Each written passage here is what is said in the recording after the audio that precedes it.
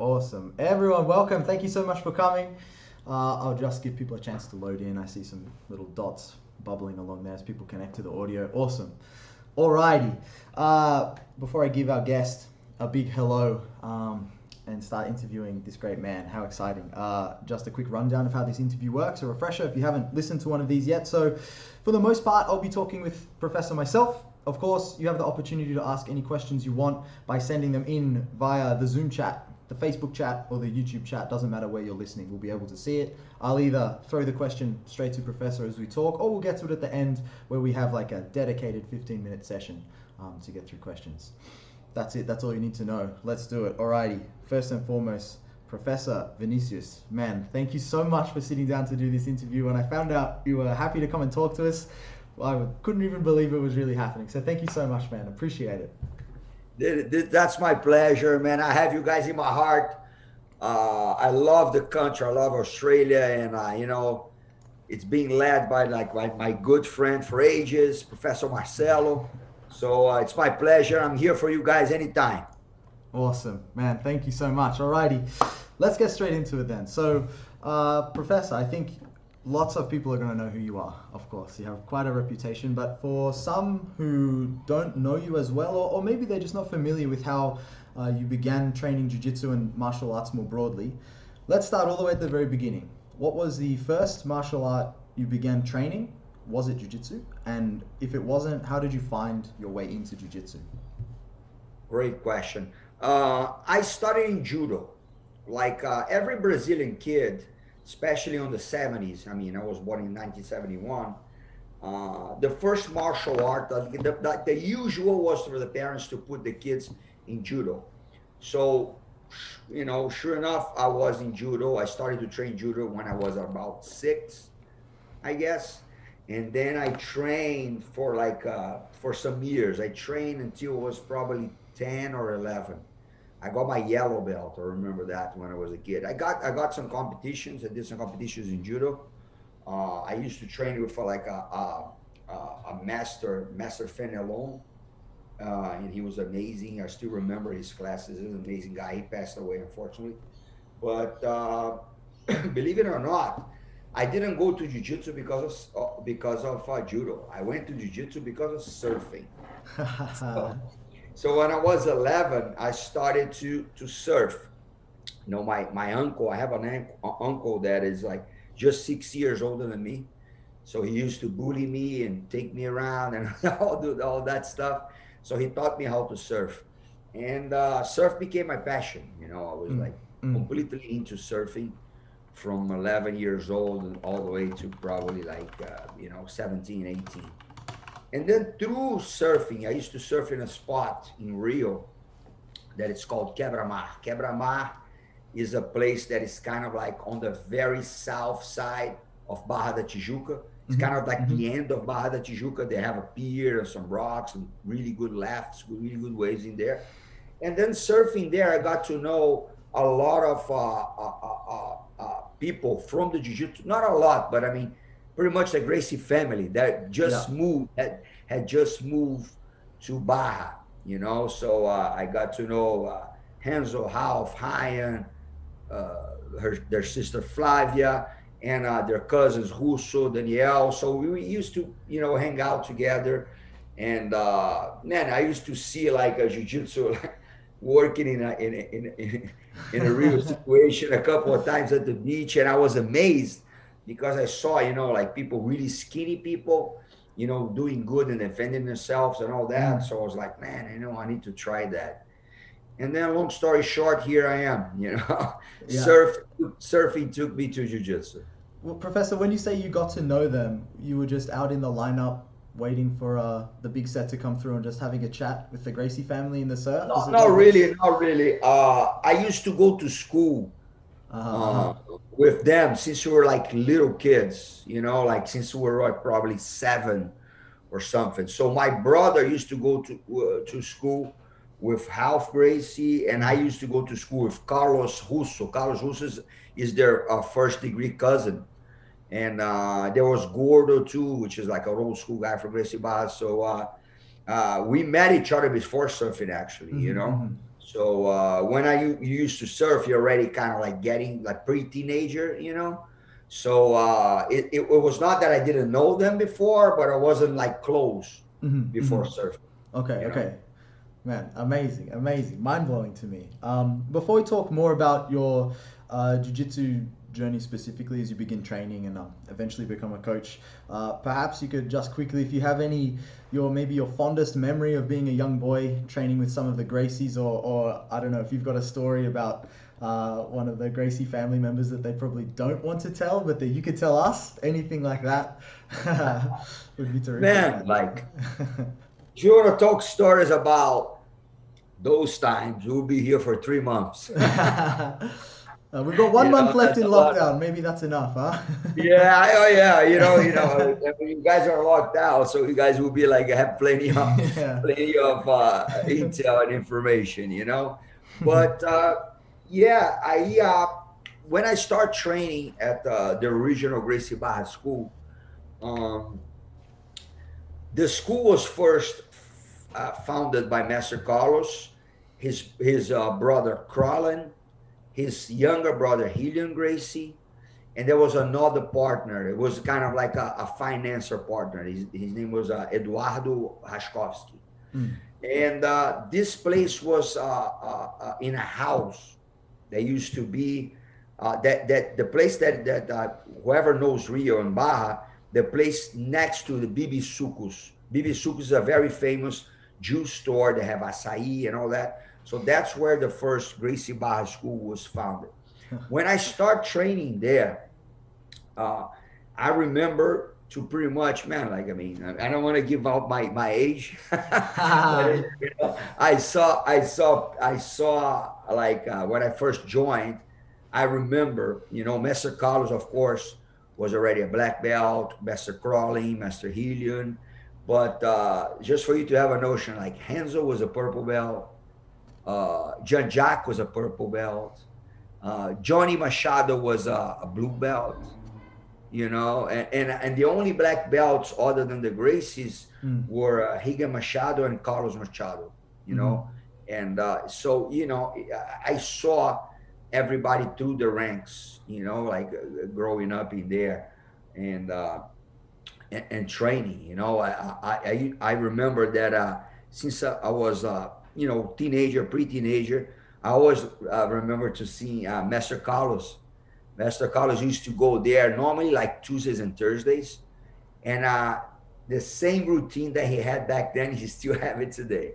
He gets there, he does his stretching, talks a little bit, chats a little bit, and then he gets somebody to train with this person like a long round. You know, he does the same thing he did back in the day. He still does it. And man, like, it was great. I mean, I witnessed everything happening. You know, I witnessed like something very small developing in something really big. And I still remember that since a really young age, I heard Master Carlos always saying that he believed 100% that our art will be like mainstream, like we have like, you know, competitions all over the world with thousands of athletes, that we would be known all over the world. And a lot of people didn't believe him, you know. A lot of people just seeing what we had in hand couldn't believe that. And man, like, I'm so grateful and I'm so glad that still being part of it and having witnessed the whole thing, you know what I mean? Nobody told me I was there, so it's a good thing. Incredible journey to witness, Professor. I wanted to ask, you mentioned Professor Carlos Gracie and his conviction about jiu-jitsu, the belief he had about jiu-jitsu. And I think now for someone in, say, my generation, my experience of jiu-jitsu is that legacy of Master Carlos kind of permeates, especially within Gracie Barra, all jiu-jitsu. There's such a strong belief in the martial art, anyone who trains it. But that belief, was it unique to Carlos at the time? Was it shared by more family members of the Gracie family? Or did it really kind of start with him? What could you tell us about Let me that? tell you the whole truth. Master Carlos was always a visionary. He always saw ahead of the times, you know. And I clearly, vividly remember that family members, even his family members, were kind of very spectacle about what was going on, Sure, about sure. what he was saying, about he was trying to do. People actually played against that. I actually can tell you with like all honesty because I lived that. You know what I mean? So Master Carlos persevered when pretty much a lot of his own peers were trying to kind of like, man, we're never gonna have an international tournament. Come on, you know, this is our thing. Yeah, This is yeah. never gonna happen. Oh, come on, man, you're not gonna never gonna have a school with more than 100 students. Jiu-jitsu stuff. Jiu-jitsu is not for everyone, and all that stuff, you know. And he persevered because he believed in his vision. He believed that we could really be something for everyone. The jiu-jitsu could be really for everyone.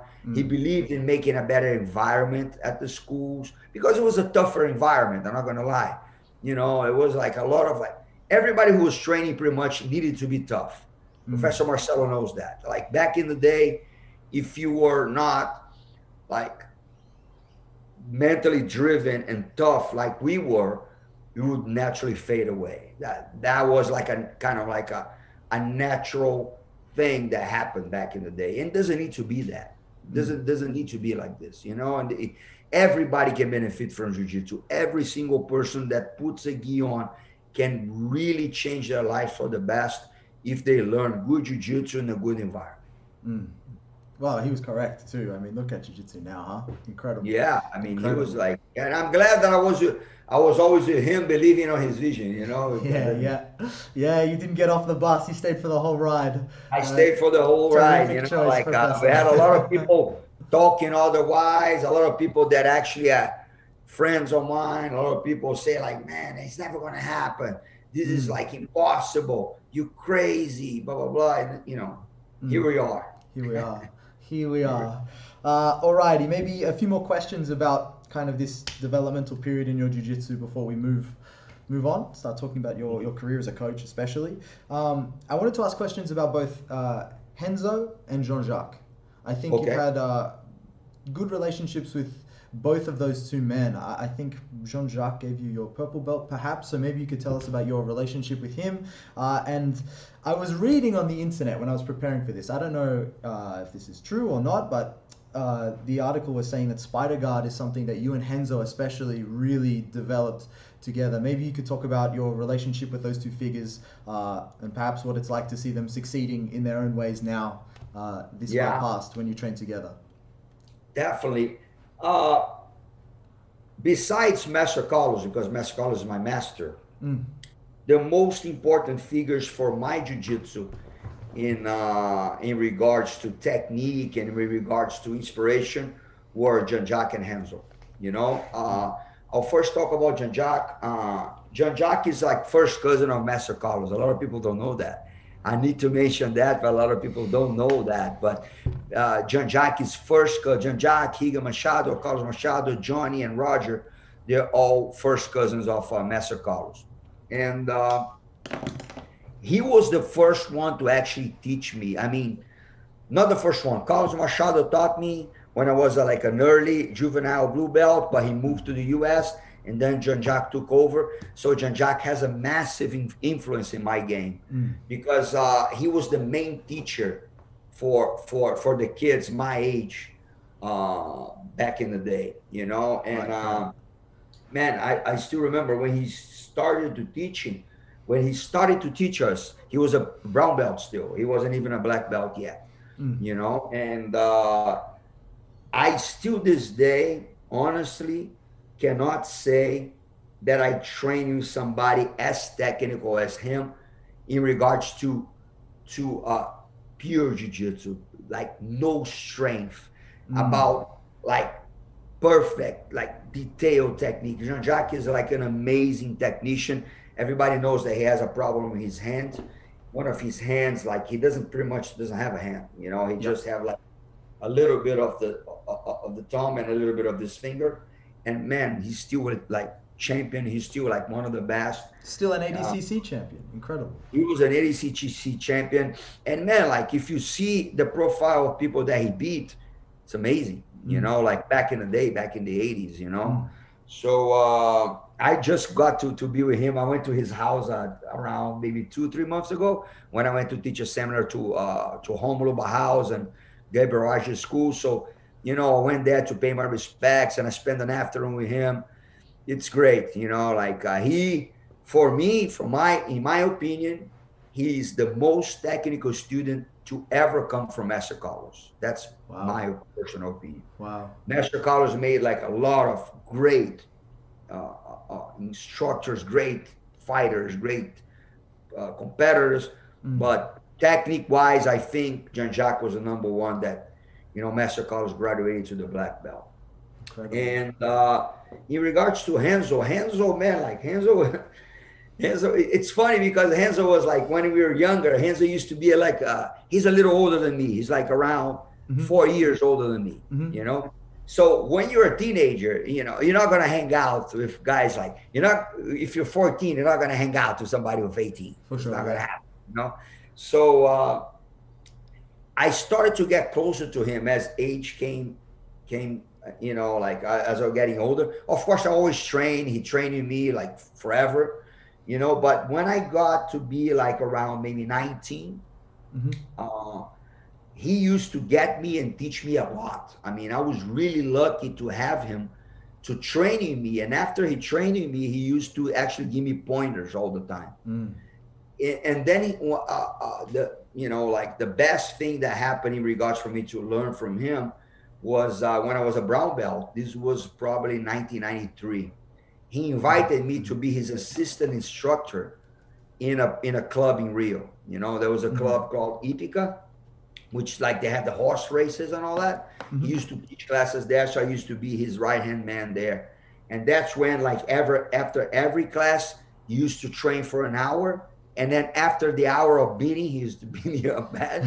After his hour, he used to go and give me pointers in a bunch of things. That was one of the times that I really developed, you know, and my brown belt career was really good. I beat like the best guys. I beat guys that already got the black belt right after they lost to me.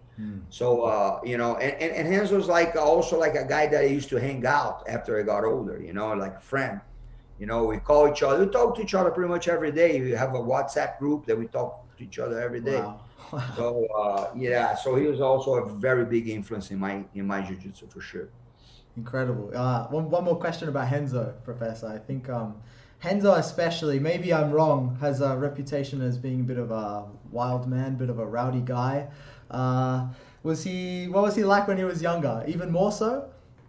Oh yeah, even more so. he's now in his 50s. If he gets too wild, he's going to be in trouble.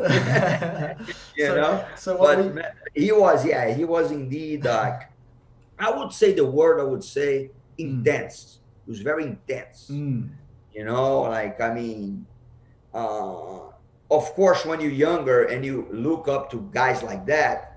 And you see a couple of things, and now after you got older, you know that, you know, not necessarily you have to do what he used to do, but you know, but it was like a big influence for the younger generation. You know, I think like one of the best things about Renzo is his toughness. He's really, really tough in regards of like never back down, doesn't go out of a challenge.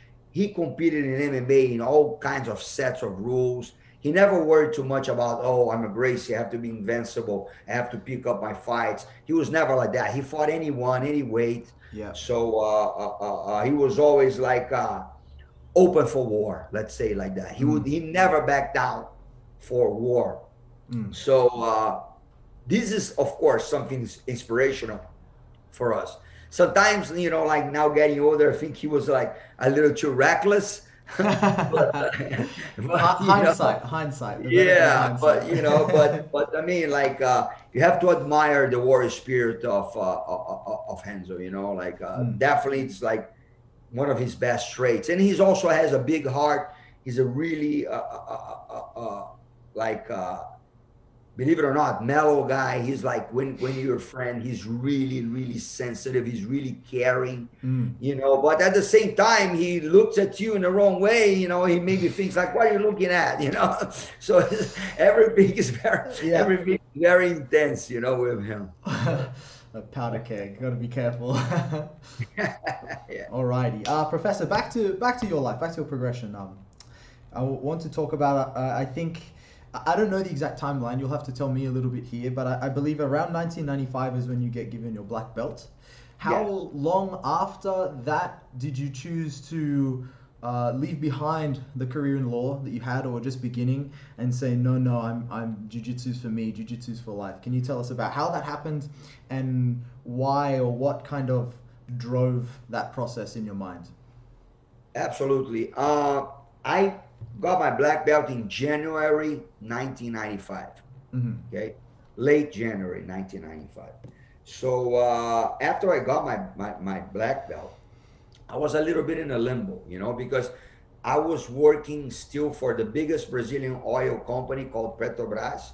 I was making an internship there and learning on the legal department, of course.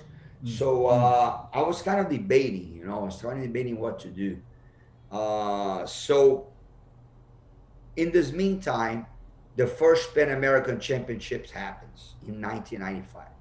There was something that, again, Master Carlos' vision visualized a tournament, a big jiu-jitsu tournament in the U.S., and everybody played against that. Everybody's like, you're never going to do a tournament in the U.S. or whatever. He persevered. He got like sponsors. He really dove into that, and I actually went to participate in this first edition. Just for you to know how different it was, there was probably just like 5 black belt matches. That's it. Wow. But yeah, because I mean, you know, there was like barely no black belts in America. You know, there's some Brazilian teachers there, instructors, but I mean, American, I don't think there was even one American black belt back in the day. You know, so I participated in this tournament. I actually competed in one weight class above mine, and I did good. I won, you know, submitted my opponent, and then my opponent was a really good judoka, like from Brazil, called Fernando Yamazaki. His brother's the one that used to be like a UFC's referee. So So I beat this guy, I beat this professor, and I was really pumped. You know, I was really looking that, you know, we came to compete in an event that the place was so organized, so nobody was fighting, nobody was like doing anything crazy. Everything was super organized. I was like, man, I looked like first world facility. I was like, man, I don't want to go back to, I don't want to go back to Tijuca Tennis Club, Melo Tennis Club, you know, this place, you know, these places that were like super unorganized. It was like a bunch of crazy things. Wow. So I believe that back in that time, Jiu-Jitsu would be different. I knew that was the beginning of something huge. I felt it with my gut. Wow. You know what I mean? Wow. And my decision to actually pursue Jiu-Jitsu 100% was a car ride with Master Carlos. Wow. After the tournament, we decided to go to a theme park called Six Flags in California. I've heard of Six Flags. Yeah, Six Flags. So Six Flags was probably like an hour and a half, 2 hours from the place that we were. And then I remember Master Carlos and his ex-wife, Adriana, they invited me to ride with them. I was like, yeah, come with us, no problem. Okay. And then this car ride was pretty much like Master Carlos saying like, look, Draculino, this is the beginning of something huge. I know for a fact that Jiu-Jitsu and Gracie Barra will go to places that you can never imagine. And I need people like you to be with us and believe on this vision and be with us pretty much. So I said, yeah. And he asked me, how's the law school going? I said, yeah, I graduate in June So I'm not sure exactly what to do, and I'm not sure if I do like a public exam to be a cop or to be a judge or whatever, or if I do jiu-jitsu. I'm kind of in a limbo. So he looked at me. He was driving. He didn't look at me, but he said, like, look, I really do believe that you have a bright future in jiu-jitsu. Okay, your decision's up to you. You're gonna do what you gotta do, but I really do believe that you are somebody that can be very successful. That was it. Like I came back home, and I remember I told my wife, I was like recently married. I had like a younger, my daughter was not even 1 year old yet. And I said, like, you know what, that's it. We're going to pursue jiu-jitsu. I'm not going to be in Rio. I'm going to go out of Rio. I'm going to go to another place to actually spread the gospel of jiu-jitsu. And my school in Belo Horizonte is like the third biggest city in Brazil, was the first Gracie affiliate out of Rio de Janeiro. Wow. So, like I was the first, the first adventurer or whatever you call it. The first night, man. The first night. Rio, my home state. Rio is my hometown, my home state. To start jiu-jitsu, start Gracie Barra in another town. So it's good. I'm proud of that, and I'm proud that I believe, and I'm really happy and honored to be part of that. Well, Master Carlos was correct. You've had an incredible career, done so much for jiu-jitsu, man. Phenomenal. Alrighty. Okay, so then 1995 is when this big moment occurs, right? Big moment to double down on jiu-jitsu. And then I think over the next few years, you kept competing for a while. You won some big titles. You even had some MMA fights in the early 2000s, I believe.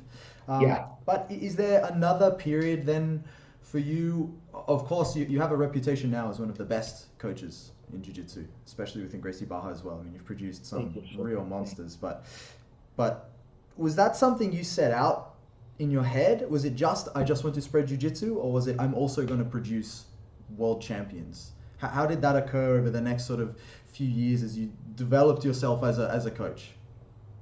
Great question, brother. Great question. Honestly, I always believed since like a younger age that you do something that you love and you do it with 100% of drive, passion, honesty, ethics, the rewards will come. I never looked at the rewards. I never got into jiu-jitsu to be like, oh, I'm the coach of the champions. I'm gonna have a bunch of world champions under my wing or whatever. I never thought about that. I always thought about, okay, if I had the decision to be 100% into jiu-jitsu, I will do my best into jiu-jitsu, and then the rewards will come. That's how I always thought. And man, like I just did what I do every day. I taught every single class like it was my last class in my life, doing my best. Every single class until this day, kids or adults, gi or no gi, doesn't matter. Like fundamental, advanced, whatever. I always thought I teach the classes like it would be my last class. So I do my best every single day because that's what I chose to do. Okay. I took my career as an athlete as kind of like learning grounds to be able to persevere on the coaching career as well. I took, I used to be coach and fighter for a long time, but now I'm pretty much retired. I mean, I'm never going to say I'm retired, but, who knows, but for now I'm focusing on not even making more champions. I mean, it's happening. But I mean, I'm not focusing on that. I'm focusing on spreading jiu-jitsu, spreading the Gracie Barra system of jiu-jitsu, as many people as I can, because I know for a fact that this will be a life changer for whoever does it with some seriousness. You know what I mean? If you're serious enough to understand and to follow, you change your life for the better. I know that for a fact. I believe this 100%.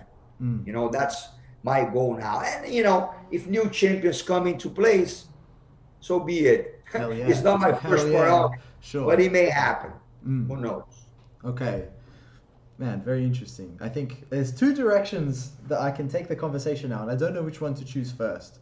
I spoke with you before we began the interview, right, about producing champions in the sport of jiu-jitsu, but also people who can succeed in any aspect of their life, and using jiu-jitsu as a tool for that. Perhaps we'll talk first about sports jiu-jitsu competitors. When you're training a student, and you see that they have some kind of drive towards competition, or maybe potential at competition, what is the kind of process you go through with that student? Do you think of it in your head as I'm molding this student, I'm creating a champion in them myself, or is it just sort of adding fuel to the fire? You're just trying to support something that's there. As a coach, when you look at a new student who wants to work hard or has that ability, how does that process begin, or what does it look like in your head? Great question. With all these years of experience, I learned one thing. The thing that I learned is that everybody's different. In the highest level, you have like people in the highest level that they have to have totally different approaches for them to get on the top. So I learned that it's a very unique thing. I don't think there's a formula. Okay, I have a formula to make world champions. That doesn't exist. It never happened. So what I learned is that the personality traits of everybody tells you a lot on how you'll be working with these athletes. For example, if you have an athlete that is naturally aggressive, naturally driven, naturally tough, what you do as a coach, as a mentor, you need to mellow them down, calm them down, contain the drive and the rage and the violence or whatever, for them to be a little more rational in order to get their goals.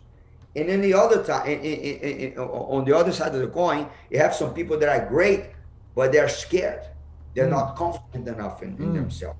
And this guy, you need to put fire on him. This guy or this girl. You have to put fire on this fighter. You have to make sure that you make them believe that they are really as good as they are. Because one thing that I always did is that I believed in my students more than they believe themselves. I really can brag about it, because I saw that the potential was limitless. Our technique is great. We came from a great school, the best school in jiu-jitsu possible. We have the material. We have people that are willing to be champions. So it's a no-brainer. The science of the whole thing is to understand each other's personalities and then work on that. But in regards to your question, that like in a more overall thing, there's no magic formula. There's no magic. It's just hard work and understand everybody's personalities in order to be able to succeed. Man, wow, thank you so much for the insight, Professor. I have some more questions about coaching, your perspective on coaching myself, but I'll move quickly to a question here from the chat. Professor Mohammed. How you going, Professor Mohammed? I hope you're well, brother. He's asked... Yeah, I remember him. How you doing? Tough guy. Tough guy. He's asked, how did you manage to create such a strong team in I'm going to butcher this name, I'm so sorry, Belo Horizonte. Yeah. In terms of keeping all of these different personalities and great champions united, and for so many years. He finishes with many academies struggle to keep many champions together under the same roof for so long. How did you manage to succeed? Professor Mohammed, you're 100% right. It's not an easy task, let me tell you. Because the more people get results, it's normal that people are gonna get like a ego. You develop an ego. You develop something that you're gonna be really protective of what you have. And a lot of people, it's a natural thing of the human being. People start to kind of envy a little bit training partners that are maybe succeeding, getting better than them, or getting more results and all that. So that's a tough thing. But what I did is that I made sure that they understood that there was clear rules, in our school, and that there was a boss. Mm. You know, there was somebody that would tell the last word on everything that went down. Mm. That was like a boss that was open to ideas. I was always open to ideas, but I wouldn't get like any favoritism through anybody. I would treat everybody the same within the mats, but understanding everybody's personalities. Mm. So I knew exactly when conflicts happen how to approach each of the parties that were having problems, Mm. because I knew their personality, because of all these years and on the mats, and all these years actually as relationships as humans, you know. So I think pretty much I was a good mediator. You know, I was back in the day tougher in regards to be like zero tolerance about certain things. You know, I was to be a little tougher in this regard, Mm. but it worked. You know, it worked because, like Professor Mohammed said, we kept a really strong team united for like pretty much decades. We're about, you know, like in a couple of years, we'll be 30 years old. The school's going to be Amazing. 30 years old there Yeah. in Bel. And the group is still very united. Everybody loves each other. We had like literally two guys, black belts, that left our group. Two guys, Mm. you know, Mm. in like more than 1,000. That's a pretty good thing, you know, Yeah. like 1,000 black belts that Incredible. come from my lineage, you know. And I always made sure too that, okay, I was the boss there to do the day by day, but the general, the king, was Master Carlos.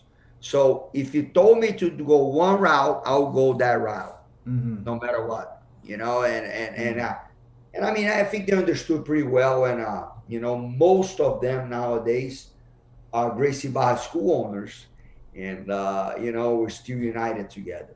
Mm. Terrific. Was that, maybe to follow on from Professor Muhammad's question, was that ever particularly difficult to manage and a lot and overwhelming, or was it maybe more a process of you set the tempo and the speed and the expectations and you go forward like that? Yeah, I think that that's the case. You have to have clear goals. You Mm. have to be really uh, clear about where to go, how to get there, how everybody needs to do what everybody needs to do their little parts in order to make it happen. Mm. So yeah, I believe that's exactly what you said. Mm. And I mean, sometimes even like not even realizing, not even understanding.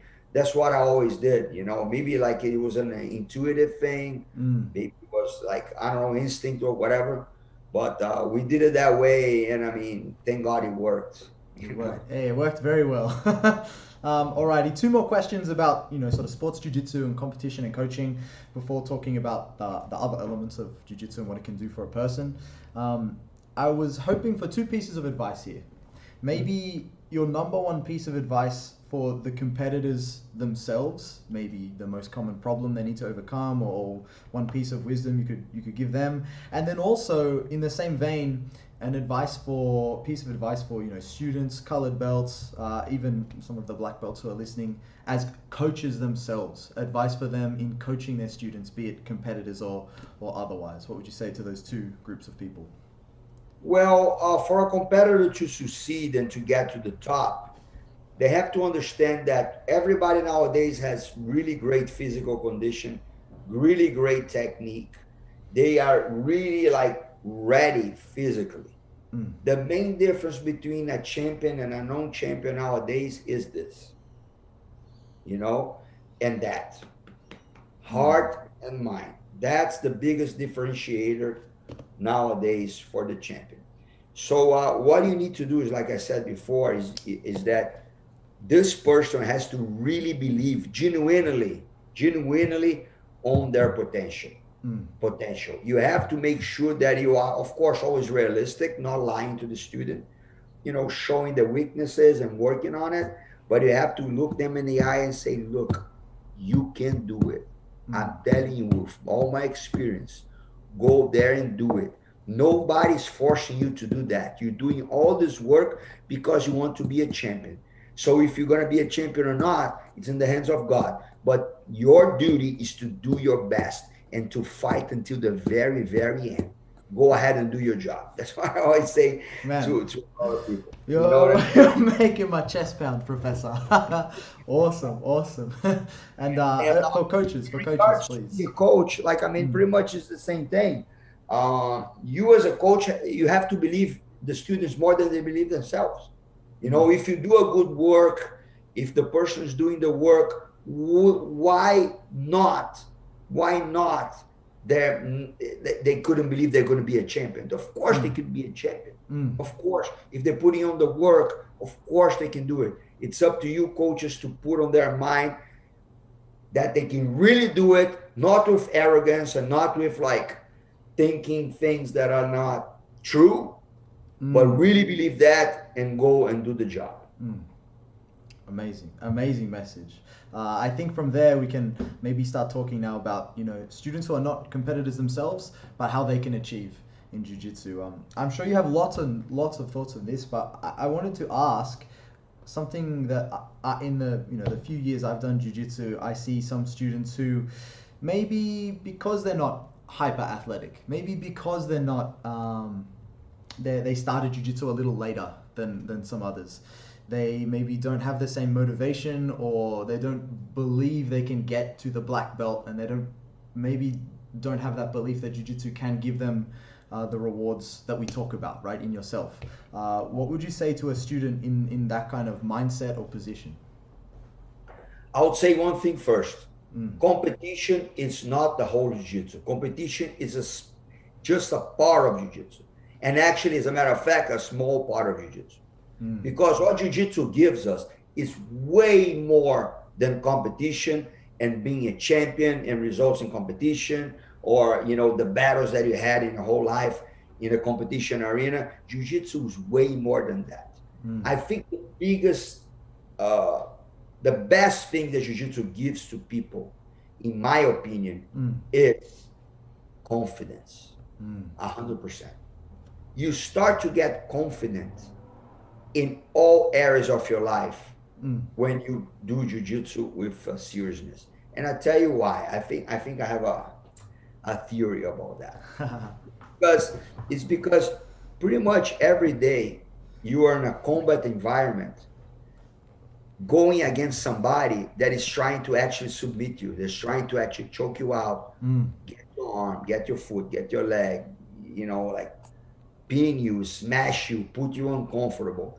Every single day you go through these scenarios. I'm not talking about if you win or lose in training or the training room or whatever, but being in this environment for good periods of time gives you confidence, a natural confidence that you don't need to fear other things in life that before you feared. You don't need to fear to look somebody in the eye. What's the maximum that's going to happen? You know, you don't need to fear to go to a business meeting and be, you know, like afraid or be like timid when somebody higher than you or have more money than you is trying to impose their will. You don't need to. You can look them in the eye and talk to them in the same manner, the same level. You don't need to be scared when you're talking to, you know, in an audience for like 1,000 people. You don't. You get that confidence, and then you do your job there because you're used to challenges. You're used to go against everybody every single day. Of course, in formats of rules in a safe place. But at the end of the day, it's combat, man. It's a fight. It's a fight. At the end of the day, it is combat. You know, it's not a dance. You know what I mean? You know, so that's the best thing that jiu-jitsu can give you. Because if you, with confidence, I'm not talking about arrogance. Arrogance is one thing. Confidence is a totally different thing. Sure. If you believe in yourself and if you have confidence, you will have everything in your life better. You will live without fear. You will like take away your demons. That's the best thing that jiu-jitsu can bring. I mean, of course, physical health, mental health, stress reliever, self-defense skills, and, new friends, the social part of that, that's like, man, like jiu-jitsu is great. Everybody should train jiu-jitsu. Hell yeah. Hell yeah, Professor. Inspiring stuff. I think I can go to a question from the chat to follow on directly to what you were just talking about. So that process then, or those benefits jiu-jitsu gives us for the white belts at the very beginning of their jiu-jitsu journey. How do they begin to engage in that process? What advice do you have for them? Well, what I recommend to white belts is, of course, the most important thing is to leave any kind of ego that you have behind. Mm-hmm. If you're a beginner in jiu-jitsu, you have to do the grind. Normal. You have to be open to learn. Mm. You have to understand that you'll be smashed a lot. It's gonna happen. Okay. and you have to understand that you can never get an idea and understand jiu-jitsu in such a small period of time. You don't figure out jiu-jitsu for a couple of months. It doesn't happen. Mm. Jiu-jitsu takes longer for you to figure out and get what we call the click. That click that when you say like, man, like this makes me feel good. Every time I come here, I leave better. I leave feeling better after a training session, and then you tell them that for them not to be discouraged with some things that can happen in the beginning, they have to actually see the journey as the most important thing, and really truly teach them and tell them that they will be better, they will live better if they stick to it, if they stick with it. You know what I mean? I always do like after my GB1 classes, my fundamentals classes, I always do like speeches in regards to experiences that I had in jiu-jitsu, and about cases, about what happens every single day in there. We are all the same. Every single person, all the black belts, all the champions, all the UFC fighters, everybody was on their skin one day. Yes. So why they couldn't be like us? Anybody can be like us. It's up to them. It's up to them to have the perseverance. It's up to them to have the patience, and then they can do it. Wow, Professor, I think that's a terrific way to kind of round out the conversation we're having together. We've had to this point. It's been about 50 minutes now. I hate it when this happens. Every time in the interviews, the clock just goes fast. So fast.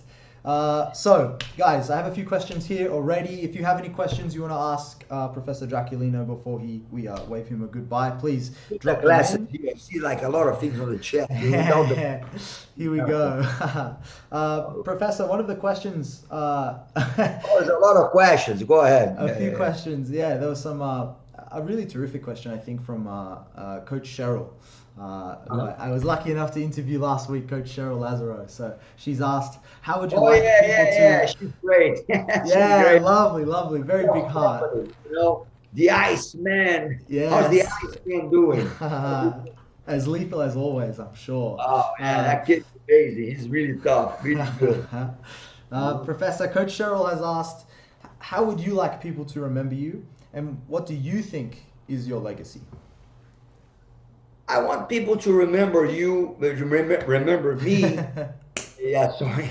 I want people to remember me as a real person, a person that lived and died according to my principles. I'm known to be very transparent. What you see is what you got. Professor Marcelo knows me for a long time, and he can attest that. And Professor Aragão, that is also probably on the chat, he told me that he would be. Yes, he's here. But all those guys know that I was always the same. I'm never going to change. I'll be always what I am, and true to myself, true to my beliefs. You know, I just want to be remembered as a guy who lived and died according to my beliefs. And you know, like and the legacy that I leave behind is just something that came out of my passion, my work, and my ethics. You know, I never thought that I could have what I have today. I just was living day by day, doing my work, and you know, and that's what happened. You know, I'm building a legacy, not me building a legacy. I'm just continuing a legacy that comes all the way from the Gracie family, Maeda Coma, Master Carlos, and such and such. Wow, Coach Cheryl, terrific question, and Professor, man, amazing answer. Thank you. A few more questions here. Two students from the gym I train at, Epi and his young son Joao, they're asking, out of jiu-jitsu, who inspired you the most or continues to inspire you in your journey? Man, like I have a lot of inspirations in jiu-jitsu, but jiu-jitsu is so vast, like we talked before, that people used to inspire me in different sessions and different scenarios of the whole jiu-jitsu journey. Of course, first and foremost, Master Carlos, Gracie Jr. He was always kind of like a young, older brother for me. I always believed in his visionary skills, and they're still up today. I always believed, I always liked to see the way he lived. He like walked the talk. He always trained every day. He was always healthy, always like eating clean, always doing physical conditions, always doing what he preached us to do. So it's first and foremost, that's in jiu-jitsu my biggest influence. As a fighter, as the tough part of fighter, to be driven and not to back out of a challenge, and like kind of like death before dishonor kind of thing. I would credit this to Renzo. You know, Renzo was always like a great warrior and inspired me on that. I had also, of course, like inspired by the icons, the ones that started it all: Grandmaster Carlos, Grandmaster Helio, Grandmaster Carson Gracie. All their work was what brought us here today, and actually that made possible for Master Carlos to do this huge, gigantic thing that is happening nowadays. So like people in different areas, as a competitor or as a technician, I would say Jean-Jacques, and as a competitor in jiu-jitsu, was like a role model. Even though he's younger than me, I used to teach classes for him actually back in the day. Is Roger Gracie. Like what he did in competition arena, it's unbelievable. I witnessed everything. Yeah, great. You know what I mean? So, those are probably the biggest inspirations that I have in different fields. Long list of some incredible athletes, Professor. Alrighty, a few more questions. I'm cognizant of the time still bleeding away, but let's get through some more of these. Professor Fred Carvalho and Coach Cheryl again, they've both asked, are you still in El Salvador, and how was the surf? No. I'm back in town. I flew in Wednesday afternoon, so it was a great time. It was me and a lot of childhood friends. Those guys from that time that I said that I surfed, so those guys, we knew each other forever. So it was a really fun trip, like a kind of like a guy's trip that we surfed, laughed a lot, got in a little trouble. It was fun. It was good. Nice. El Salvador is like an amazing place, very unique. It's a very poor country, but the people there is amazing, man. The people are friendly, they're nice, they're super happy, they're healthy, even though they don't have anything. Yeah.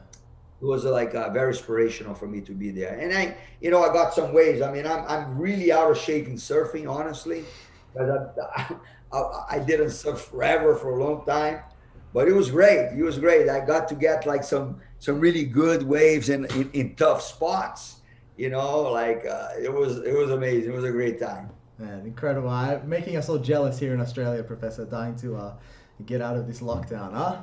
A few more questions. You guys cannot even surf there during the lockdown? I think those who live close enough to a beach can, for sure. But for some on the other side of the city, it's too far from the, how far we're allowed to travel. Yeah. Oh, okay. Alrighty, let's power through some more of these questions. I have a question which actually comes from myself and some friends of mine at Gracie Pinball. We've heard rumors that you like metal or heavy metal. Is that true? Is that the kind of music you listen to, Professor? No, I mean, I like metal, but my favorite style of music is punk rock and hardcore punk.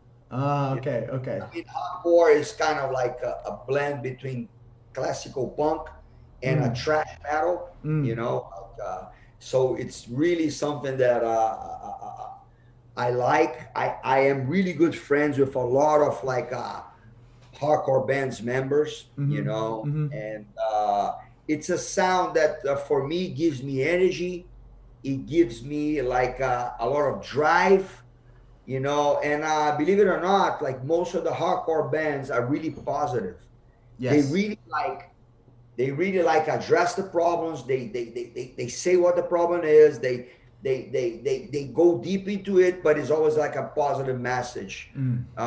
Every single day when I go to my school to teach or to train, when I'm going to work out or I'm going surfing, hardcore is on my list. I put hardcore and I get ready every single day. I was actually just driving back from groceries. I was listening to hardcore before I did this interview. So we've got people dropping names into the chat. NoFX, Bad Religion, bands like this, Professor. What about Sepultura, great Brazilian metal act? Do you like Sepultura? Yeah, the metal band. Yeah. For a while they're like flirting with the hardcore scene as well. They're from Belo Horizonte, actually. The Sepultura is from Belo Horizonte, from the place that I have my schooling there. No effects. I'm not too much into it. I like California punk, but not all the California punk. I think California punk can be a little too, like let me say, too California. A little too soft. I think hardcore cannot be soft. But Bad Religion is amazing. It's one of my favorite bands. I love Bad Religion. They set the tone.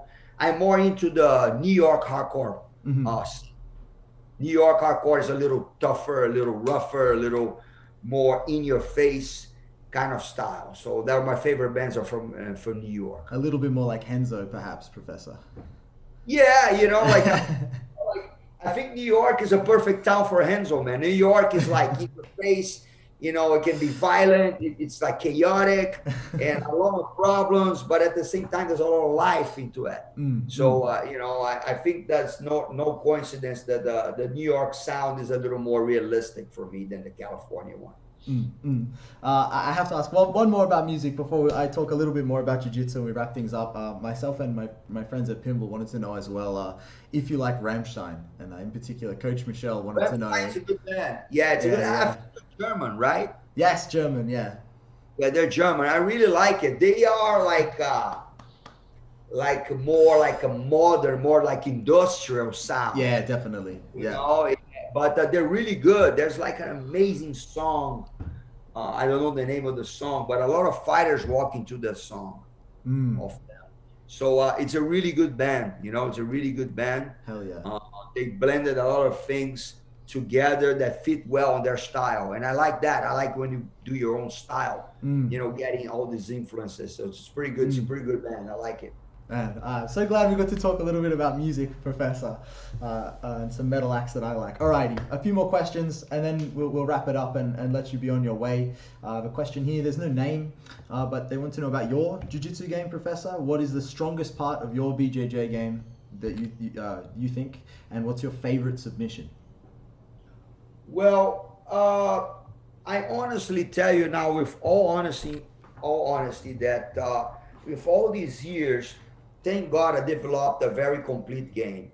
So, I can do takedowns as I did in competition, and people can see this on the YouTube and whatever.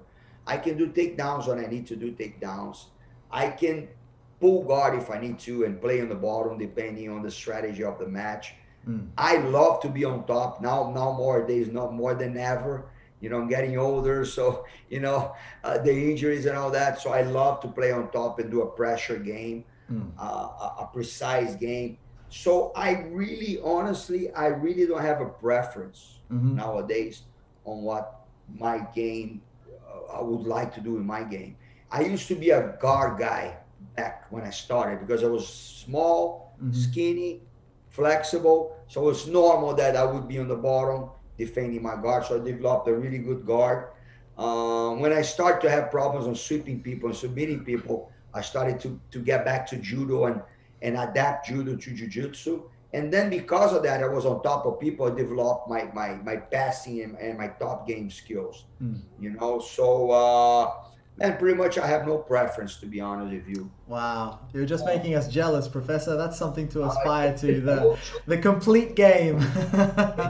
If you see my matches, especially on the brown and black belt, it's funny because every single match was different. One match I'll pull guard, the other match I'll try to do takedowns and try to be on top. The other one, people pull me to my guard, and then I actually played against the opponent trying to use the best strategy. Thank God I was able to use strategy according to what was best. Some people don't have any guard, so they don't have a choice. If they pull guard, they're dead. Some other people cannot do takedowns because they don't know anything. So I'm blessed on having trained hard and getting to this point. In regards to my favorite submission, I'm very easygoing. I take whatever you give me. I have no preference as well. Yeah. I'll gladly choke you out. If you give me your arm, I'll extend your arm. Yeah. Give me your wrist, I go for it. Your knee, your leg, whatever. Yeah. Whatever you give me, I accept. The customer is always right. Terrific. Alrighty. I think I'm going to put a hold on any more new questions, my friends, because I got a couple here. I know I've said a couple more a few times, Professor, so thank you for your patience. But I'll get through these and then we're done. So next one. Fitu has asked, what's the best way to test yourself as a student? Should you go to different schools within Gracie Barra or be open and willing to go to any school you can to train with new partners and advance your jiu-jitsu game? Well, that's an interesting question. I believe that for you to be great and to be good and to be the best that you can be in jiu-jitsu, you don't necessarily need to hop around and jump around all the schools and train to be able to test yourselves. That is something that can be good done in a controlled environment, in an environment that for example, Gracie Barra School. In an environment that going to be treated with respect, that people are not going to go there and deliberately try to hurt you or to do like a little plan to kind of like gang bang you or something like that. If you are in a school that has good technique, that you trust the professor, that you have good training partners, that has to be 95% of your jiu-jitsu there. Okay. I'm not saying that you shouldn't go to other schools to test yourselves. That's something that I did. I did not only within Gracie Barra. I went to other schools, actually. Like I went to Alliance back in the day to train in Alliance before. And I trained with kids there. They were my rivals. You know what I mean? I went to school one time to train as well because I had friends there. But this was like once in a lifetime thing. I think that you have to stick to your team mostly foremost, but if you go to a place, be really careful. I would be careful where you go. If you go all over the place, for sure you're gonna have a bad experience. Eventually, Terrific. Alrighty, thank you. And one more from my dear friend, the great and powerful Professor Sasha. He wants to know if you have any advice for the over 40s who are still training. Well, I'm 50, so I can give you a sincere advice.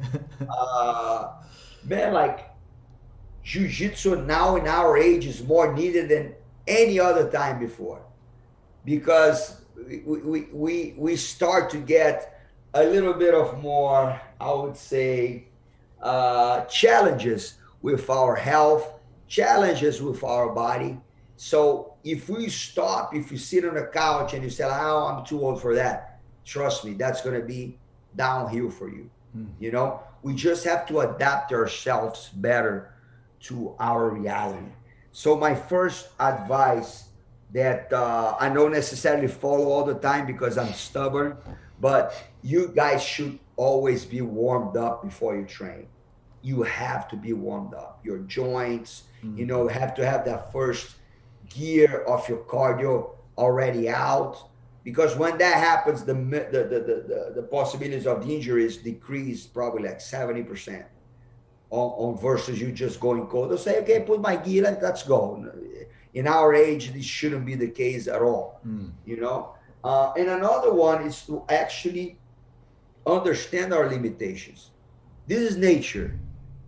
When you're like 50, 55, 49, or whatever, you will not have the same possibilities as a young kid has. And if you go against somebody that is tougher, younger, stronger, more ready than you, and you get frustrated because you're not doing good, you shouldn't feel like that, because it's a different reality. You should take every single training session, every single situation that happens, winning or losing, as a learning tool. You know, you're always going to learn how to train better next time. You have to have your mind open, you know, and you have to understand also your limitations in regards to, don't jump around like crazy all the time. Don't try to do like these crazy things, inversions that young people do, and they're very flexible, they do. You have to adapt the game to your reality, to your physical reality. So you get more pace, you get more patient, you get more, you put more pressure, you give more value to positions and all that good stuff, you know. So you can train jiu-jitsu until the day you die. I really believe that. But you have to be smart about it, you know. Terrific. Professor, a message of health to round us out. Man, thank you so much for sitting down. I enjoyed the hell out of this conversation. It was terrific. Your stories, your wisdom. Man, thank you. Thank you for broadcasting all the way to us here in Australia. If you have anything you want to say before we wrap up, please, the stage is yours. All right, guys. Thank you very much for the opportunity. I miss you guys dearly. I loved Australia. My last trip to Australia with Professor Marcelo, it was amazing. I had a great time. I met a lot of new people, great people. The country is beautiful. Everything, everything that you guys have there is amazing. You know, like they have a first world in a beautiful nature place with nice people. So I can't wait to be back to you guys. And thank also, besides everybody who's watching us, Professor Marcelo and Professor Gustavo Aragão, great friends of mine. Professor Marcelo is a great leader. He sets the tone for the whole world in regards to leadership for Gracie JiuJitsu. I actually told him that before.